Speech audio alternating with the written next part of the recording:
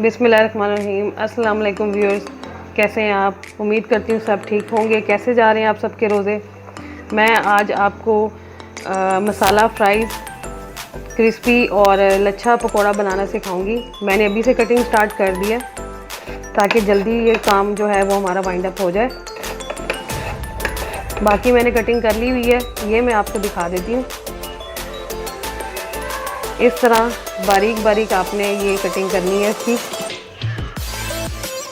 और बाद में इसको स्लाइस की तरह आपने बिल्कुल बारीक काट लेना है। कटिंग करने के बाद मैं आपको बाकी इसके इंग्रेडिएंट्स बताती हूँ।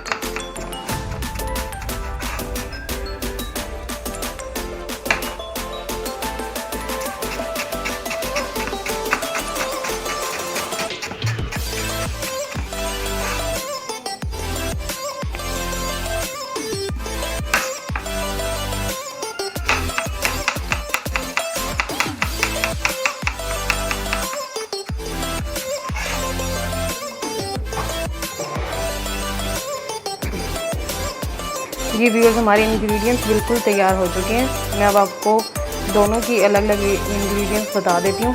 पहले फ्राइज़, इनको आपने थोड़ा सा मोटा शेप में काटना है। मैंने पहले भी आपको कटिंग के दौरान बताया। इनको धो के छान के रख लें, क्योंकि अगर इन पानी में डिप होंगे तो इनके ऊपर बेसन बिल्कुल कोटिंग नहीं होता। कॉर्नफ्लावर तकरीबन आधा कप, पिसी हुई लाल मिर्च 1 चम्मच, अगर आप कम लेना चाहें तो कम भी कर सकते हैं। पिसा हुआ सूखा धनिया आधी चम्मच, और काली मिर्च ½ टीस्पून। नमक ज़रूरत के मुताबिक आप ले सकते हैं, आप टेस्ट कर लीजिएगा। बेसन भी ½ कप यूज़ होगा, जितना कॉर्नफ्लावर उतना ही बेसन। अब आगे हम आ जाते हैं लच्छा पकोड़े के इंग्रेडिएंट्स की तरफ। इस शेप में आपने इनको कटिंग करना है।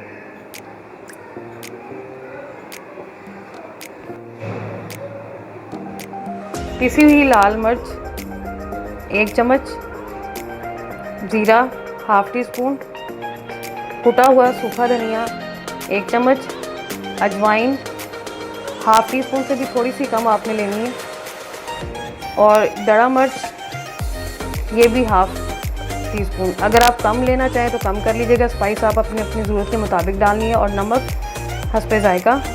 बेसन 1 कप, पानी मिक्सिंग के लिए आपने यूज़ करना है, और ऑयल फ्राइंग के लिए।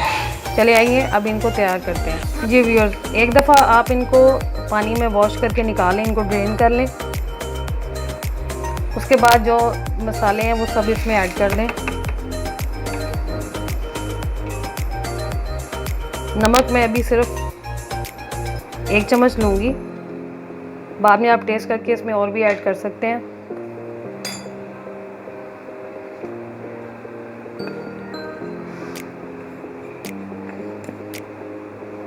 बेसन 1 चम्मच, या थोड़ी सी और ले लें। इसमें आपको बेसन थोड़ा कम ऐड करना होता है, नहीं तो फिर वो आपके सही तरह से लच्छा पकोड़े नहीं बनते। और इसको मिक्स मैं हाथों से करूँगी, चम्मच से बिल्कुल, अगर चम्मच से होंगे तो ये आपके जो आलू इस तरह कटिंग हुए हैं वो ख़राब हो जाएंगे, इसलिए इसकी मिक्सिंग हम हाथों से करेंगे।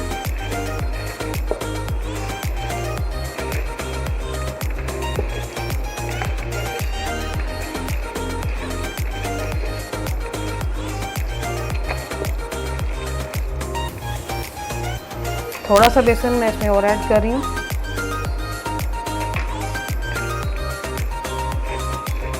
तकरीबन ½ kg अगर आप आलू लेते हैं, उसमें आपको 2 चम्मच से ज़्यादा बेसन ऐड नहीं करना होगा। बेसन इसमें बहुत कम यूज़ होता है। और थोड़ा सा बेसन आपने लिक्विड शेप में रखना है। ज़्यादा थिक होगा तो ये थोड़े से हार्ड बन जाएंगे।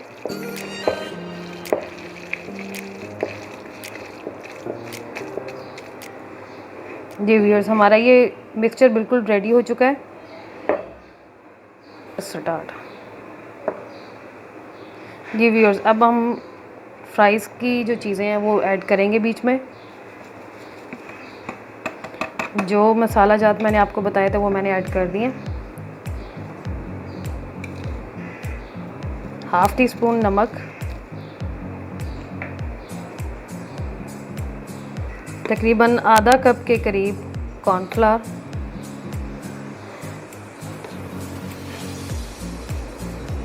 और इतना ही बेसन यूज़ करेंगे। और ये अमेज़ा तैयार करने के फ़ौरन बाद आपको फ्राई करना होता है। अगर आप थोड़ी देर करेंगे तो वो पानी उनका बीच में ऐड हो जाएगा।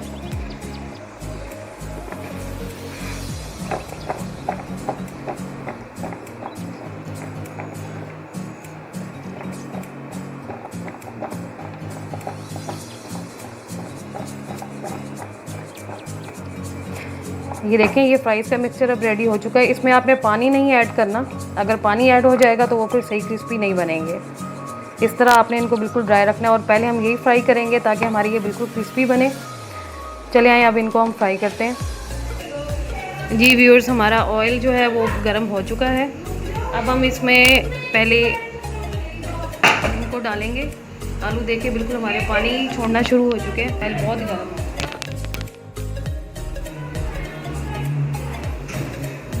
जी व्यूअर्स, हमारा ऑयल गर्म हो चुका है। अब हम ये आलू गर्म ऑयल में डालेंगे क्योंकि इन्होंने पानी भी थोड़ा सा छोड़ना शुरू कर दिया है। इससे पहले कि ये ज़्यादा गीले हो जाए हम इनको डाल देते हैं ऑयल में।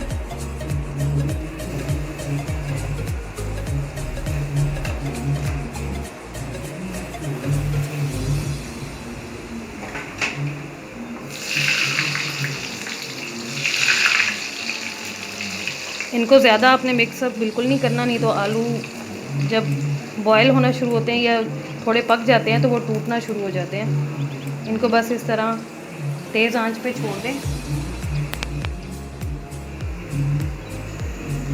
जी व्यूअर्स, अब ये स्लोली फ्राई होंगे, लेकिन इनको ज़्यादा आपने मिक्सअप नहीं करना, नहीं तो आलू टूट जाएंगे। थोड़े से क्रंची बनाने के लिए इनको तेज़ हीट पे करना पड़ता है।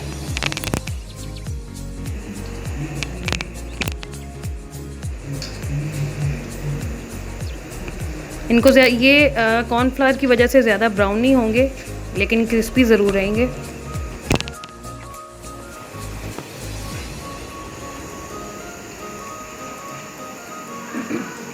आंच अपने स्लो बिल्कुल नहीं करनी जब तक कि ऊपर से ये इनकी ये झाग ख़त्म नहीं हो जाएगी। जब ये फ्राई हो जाएंगे ऊपर से बिल्कुल ये क्लियर नज़र आने लग जाएंगे, तब तक आंच बिल्कुल हल्की नहीं करेंगे हम।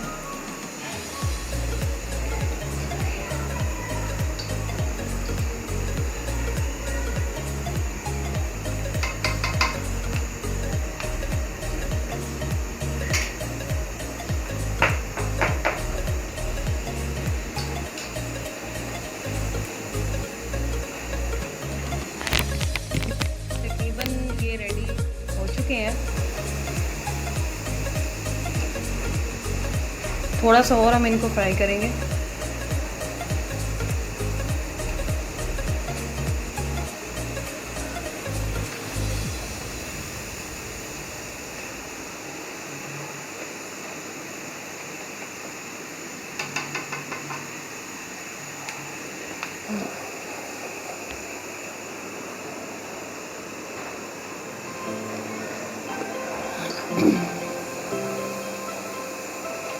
जी व्यूअर्स, हमारे फ्राइज़ बिल्कुल रेडी हो चुके हैं।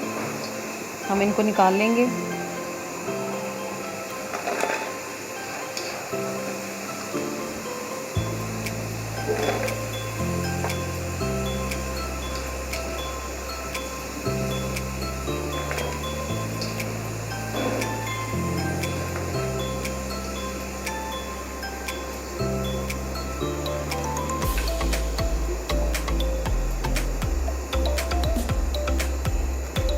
थोड़ी सी आंच हम हल्की कर देंगे क्योंकि अब हमने पकोड़े बनाने हैं और उनके लिए तेज़ आंच बिल्कुल नहीं होनी चाहिए।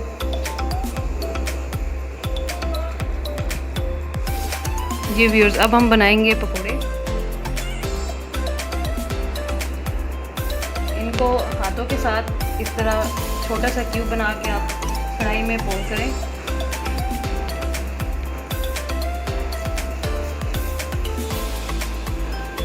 लेकिन अपने हाथों की भी सेफ्टी ज़रूर रखें।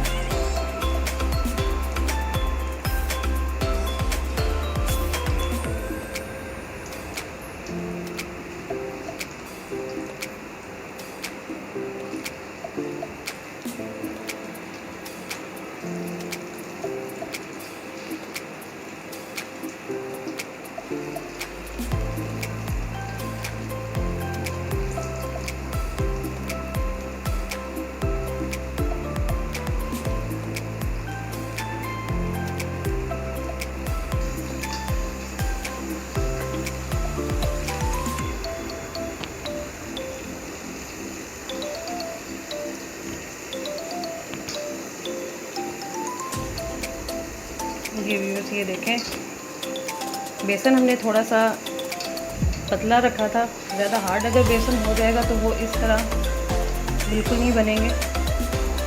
अब हमने आंच भी थोड़ी सी तेज़ कर दी है।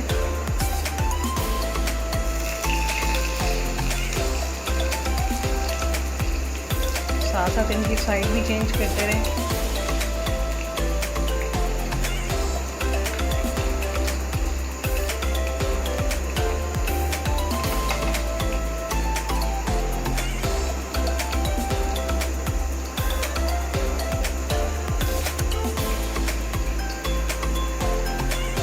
आप कोशिश ये करें कि मिक्सचर को ज़्यादा देर आप रहने ना दें, क्योंकि अगर आलू अपना पानी ज़्यादा बीच में ऐड कर देंगे तो वो फिर क्रिस्पी पकोड़े आपके बिल्कुल नहीं बनेंगे।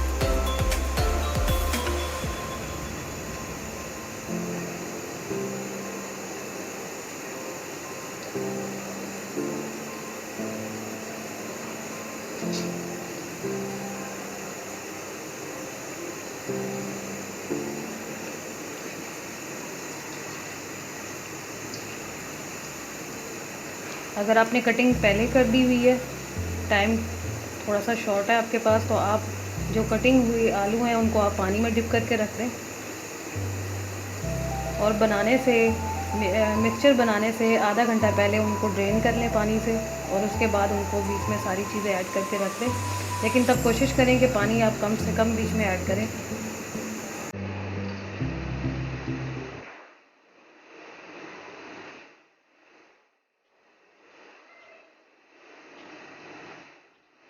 ऑलमोस्ट हमारे पकोड़े भी रेडी हो चुके हैं।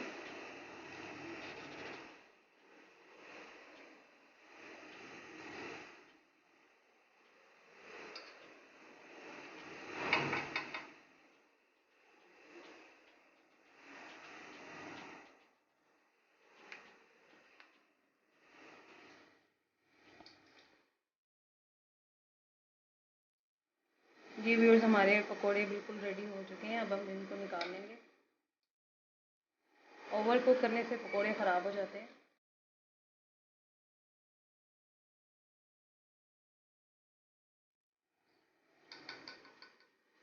जी व्यूअर्स, हमारे पकोड़े और फ्राइज़ रेडी हो चुके हैं पुदीने की चटनी के साथ। और ये इसी तरह क्रिस्पी बनेंगे अगर आप इनको टाइम पे रेडी कर लेंगे।